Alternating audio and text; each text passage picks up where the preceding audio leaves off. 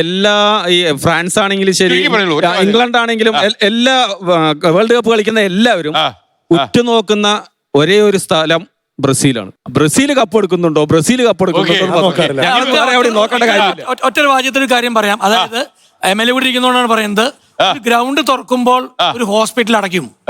അപ്പൊ കേരളത്തിന് വേണ്ടത് ഹോസ്പിറ്റലുകളല്ല, നമ്മൾ ഹോസ്പിറ്റലുകളും മെഡിക്കൽ സ്റ്റാഫിനും വലുതാക്കുമ്പോൾ നമ്മൾ തയ്യാറാവുന്നത് സിക്ക് നാഷനാണ്. നമുക്ക് വേണ്ട ഗ്രൗണ്ടുകളാണ് ഹെൽത്തി നാഷന് വേണ്ടിയിട്ട്. എന്താ ദീപക് സാറ് പറഞ്ഞതില് കൂട്ടിച്ചേർക്കുകയാണ്. കാരണം ഇന്ത്യയിൽ എല്ലാ സംസ്ഥാനങ്ങളും ഫുട്ബോളിംഗ് സ്റ്റേറ്റ് അല്ല. അതിൽ 4-5 സംസ്ഥാനങ്ങളേ ഉള്ളൂ ഫുട്ബോൾ കളിക്കുന്നത് ഏറ്റവും ആവേശമുള്ളത്. അതിൽ ഏറ്റവും മുൻപതിയിൽ നിൽക്കുന്ന ഒരു സംസ്ഥാനമാണ് കേരളം. അപ്പൊ കേരളത്തിലും ബംഗാളിലും നോർത്ത് ഈസ്റ്റിലും അതുപോലെ ഗോവയിലും ഏറ്റവും കൂടുതൽ ഫുട്ബോൾ ഉള്ളത്. നമ്മൾ ഇതിൽ ഫോക്കസ് ചെയ്യണം. കാരണം നേരത്തെ സാർ തന്നെ പറഞ്ഞു സ്പോൺസർഷിപ്പിന്റെ കാര്യം.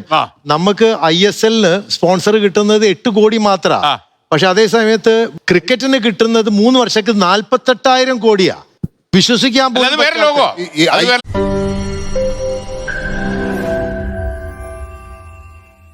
ലോകത്തെവിടെയായാലും ഏത് സമയത്തും 24 വാർത്തകളും ഓഗ്മെന്റഡ് റിയാലിറ്റി പാക്കേജുകളും എക്സ്പ്ലെയിനറുകളും വിശദമായി കാണാൻ ഞങ്ങളുടെ YouTube ചാനൽ നിങ്ങൾക്ക് സബ്സ്ക്രൈബ് ചെയ്യാം.